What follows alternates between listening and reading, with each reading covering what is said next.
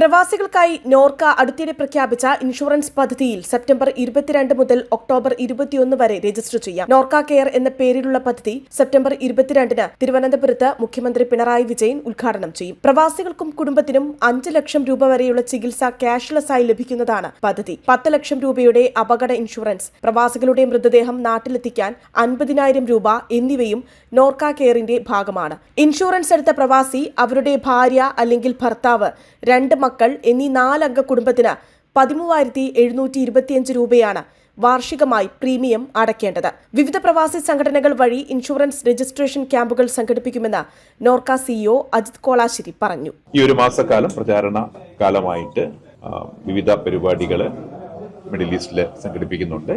November 1-ന് ഇതിന്റെ policy document release ചെയ്യുന്നു. 5 ലക്ഷം രൂപയുടെ മെഡിക്കൽ കവറും 14,000-ലധികം ഇന്ത്യയിലെ ആശുപത്രികളിൽ ക്യാഷ്ലെസ് ചികിത്സാ സംവിധാനമുണ്ട്.